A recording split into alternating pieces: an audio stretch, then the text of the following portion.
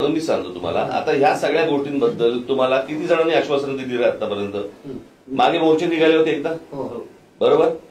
साधारणपणे त्यावेळेला फडणवीस मुख्यमंत्री होते, बरोबर? काय झालं त्याचं पुढे? काय झालं त्याचं?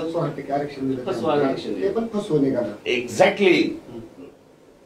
माझं हेच तुम्हाला सांगणं आहे, हे जे तुमच्या तोंडाला पानं पुसतायत आणि त्यांचा राजकीय स्वार्थ साधून घेत आहेत, यांच्यापासून सावध राहा. साहेब आम्ही सावध आहोतच. आमचं एवढंच म्हणणं होतं त्याच्यामध्ये की जे काय समजा आता आमची ओबीसीची 50% आतूनची मागणी आहे, ऐका साहेब, तुमचं आम्ही म्हणणं मान्य ऐकलंय, आमचं म्हणणं 50% आतूनची आमची मागणी आहे, तर ह्याच्यासाठी आपल्या पक्षाच्या वतीनं काय करतात आमच्यासाठी? मी तुम्हाला एक गोष्ट सांगतो. एक मिनिट. ज्या वेळेला जरांगे पाटील उपोषणाला बसले होते तेव्हा मी आलो होतो तिकडे. मी काय म्हटलं होतं तिकडे? तुम्ही जी मागणी करताय ही होणार नाही, हे लोक होऊ देणार नाहीत.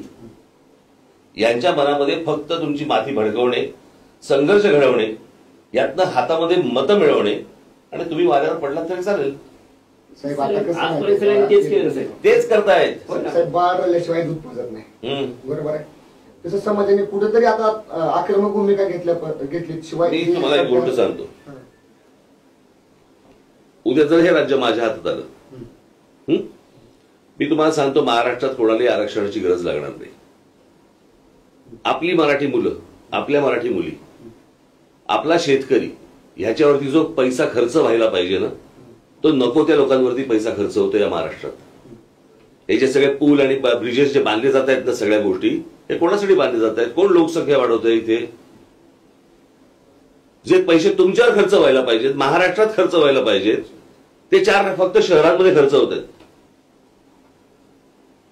हजारो कोटीचे टेंडर्स काढली जात आहेत, हजारो कोटीची, बरोबर? तो सगळा पैसा तिकडे जातोय का? कारण लोकसंख्या वाढली. आणि या लोकसंख्या वाढणीमध्ये सर्वात जास्त या शहरांवरती पैसा खर्च होतो, जो शेतकऱ्यांवरती व्हायला पाहिजे, जो आपल्या मराठी मुलामुलींवरती पैसा खर्च व्हायला पाहिजे, जो त्यांच्या शिक्षणावरती व्हायला पाहिजे, जो त्यांच्या आज इतक्या आस्थापना आहेत. मी तुम्हाला काढून दाखवतो, त्याच्यामध्ये काय लिहिलंय माहिती तुम्हाला? महाराष्ट्रीयन लोकांना आम्ही घेणार नाही म्हणून. म्हणजे ह्यांची इथपर्यंत हिंमत होते की मराठी मुलांना आम्ही घेणार नाही म्हणून सांगतात. आपल्याकडच्या राज्यातल्या कंपन्या तुमच्यापर्यंत, आपल्यापर्यंत येतच नाही की या शहरांमध्ये नोकऱ्या कुठे आहेत, कुठे उपलब्ध होत आहेत, काहीच माहिती नाहीये. माझं म्हणणं एवढंच आहे की हा प्रश्न सोपा आहे, असाच मी सांगतोय तसाच, की आपल्याकडे किती नोकऱ्या उपलब्ध आहेत, शिक्षणाची संधी कुठे कुठे उपलब्ध आहे हे आपल्या मुलांना माहितीच नाहीये. ते आपल्या मुलांपर्यंत पोहोचवलंच जात नाही. तुम्हाला मागचं आंदोलन माहिती? मी आजच माझ्या प्रेसमध्ये बोललो. रेल्वेचं आंदोलन माहिती तुम्हाला? कशासाठी आंदोलन झालं होतं ते? नोकऱ्या कुठे होत्या? महाराष्ट्रात. जाहिराती कुठे होत्या? युपी बिहारला. म्हणजे त्यांना तुमच्या राज्यातल्या नोकऱ्या कळत आहेत, पण तुम्हाला कळत नाहीये. आम्हाला कळतात, पण आमचा आरक्षणचा ओबीसी हा मुद्दा सगळ्यात महत्वाचा येतो. ओबीसी अरे बाळा, मी सांगतोय, मी तेच सांगतोय तुम्हाला, उद्या ओबीसी असू देत, दलित असू देत, मराठा असू देत, आपल्या कोणालाही आरक्षणाची गरज लागणार नाही महाराष्ट्रात. आजच्या परिस्थितीमध्ये मी तुम्हाला आजच्या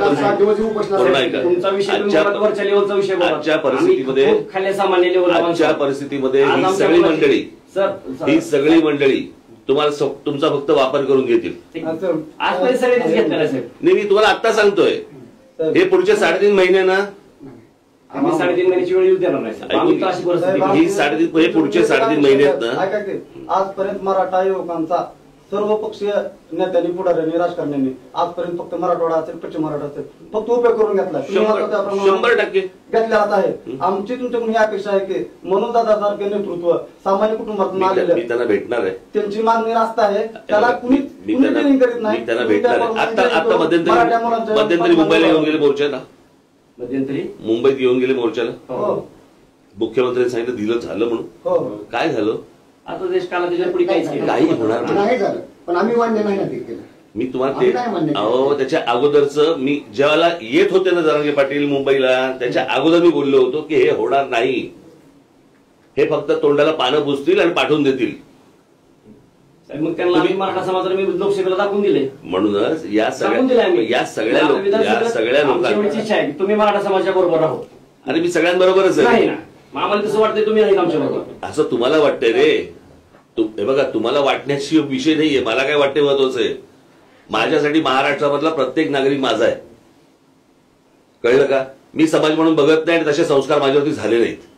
साहेब, तुमच्या आमच्या आमच्या आम्ही सगळे सहभागी झालेलो आहोत. विचार आमच्या घरामध्ये कधी जातपात पाहिली गेली नाही. आम्हाला जातपात कळत नाही. आम्ही जातपात मानत नाही. बरोबर आहे. जो असेल तो माझा. महाराष्ट्रामधला प्रत्येक जण माझा आहे. बरोबर की नाही? मला एक मिनिट, मी या सगळ्या ह्याच्यानंतर जरांगे पाटलांशी बोलीन. मी काय बोलायचं ते कळलं का? तुम्ही अशी का मध्यस्थी करत नाही की जर तुम्हाला मला जरा बोलू द्याल त्यांच्याशी. बरोबर आहे. का तुम्ही एक त्यांना आहेत कुठे? जरी भूमिका आणि ह्याला जालना. माझा आता दौरा आहेच तिथे. जालनाला जाईल कारण मी भेटेन. उद्याच्याला तुळजापूरलाच आहेत ते. उद्या सोलापूर पश्चिम महाराष्ट्र दौरा चालू उद्या मुक्कामी आहेत तुळजापूरला उद्या संध्याकाळी. तुळजापूरमध्ये बरं, मला जरा फोन दे त्यांचा. मी त्यांच्याशी बोलून घेतो आणि त्यांना सांगतो काय बोलायचं. तुम्ही सांग काय होतं साहेब, आम्हाला तुमची कुठलीच अडचण नाही. तुम्ही आजपर्यंत आंदोलन सक्सेस केली आहे त्याच्याबद्दल आम्हाला दुमत नाही. पण जे तुम्ही म्हणता की ही दिशा भटकवण्या सरकारचं कामच आहे ती, कुठलंही सरकार येऊ द्या, पण तुम्ही आमच्या मराठा समाजाबरोबर राहू आणि ठामपणाने राहू. आमची एवढीच मुंबई आहे. आमची 50% आतून मागणी आहे. परत तुम्हाला तेच सांगतो, जर हे होण्यासारखं असतं ना तरी तुम्हाला सांगितलं असतं हे होण्यासारखं आहे. याच्यासाठी घटनेमध्ये बदल करावा लागेल. याच्यासाठी केंद्रामध्ये हे बघा, हे सगळं शरद पवार साहेबांना माहिती आहे. हो माहिती आहे, माहिती आहे ना? त्यांनीच केलेलं आहे. कारण बरोबर ना? हे सगळं त्यांना माहिती आहे ना? मग हे का नाही केंद्रात बोलत? आता पण 2 दिवसापूर्वी मुख्यमंत्र्यांनी त्यांची बैठक झाली. बरोबर. सांगताना बाहेर काय सांगितलं? आरक्षणाबद्दल चर्चा झाली. काय झाली? काही चर्चा नाही. हेच तर आम्हाला म्हणायचं. म्हणजे प्रश्न असा आहे ना, प्रश्न असा आहे या सगळ्या ह्याच्यामध्ये हे सगळे तोंडाला पानं पुसणार आणि घोषणा माझ्या बाहेर. आणि तुमचा एक दुसरा मुद्दा असा होता की इथं कोणतरी राजकीय डोके भडकवते किंवा हे आरक्षणचा कुणाला तर राजकीयाला फायदा होईल आणि तो झाला पण लोकसभेला.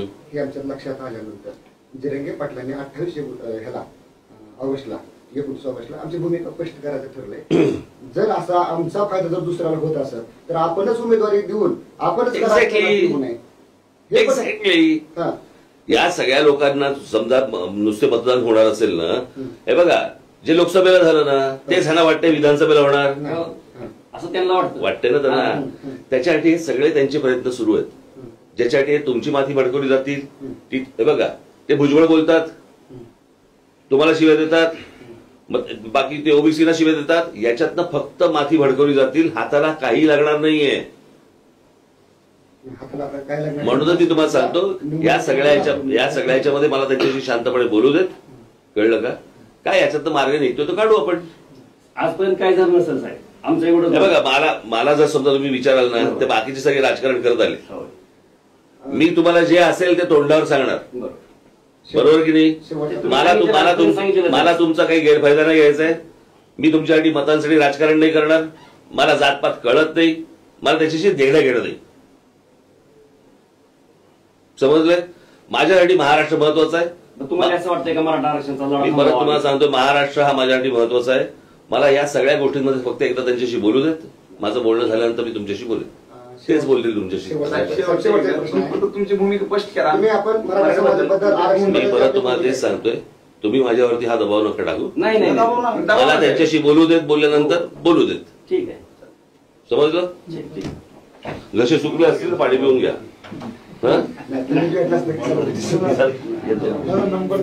मला नंबर दे मला लगेच.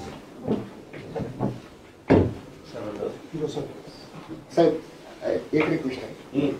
उद्या दादा तुळजापूर दौऱ्यावर येतात, तिथं मुक्कामी येतात. आपण त्यांना भेटावं आणि उद्या आपली भूमिका स्पष्ट करावी असं आम्हाला वाटतं. माझं त्यांच्याशी फोनवरती बोलणं झालं की कळलं. ठीक आहे.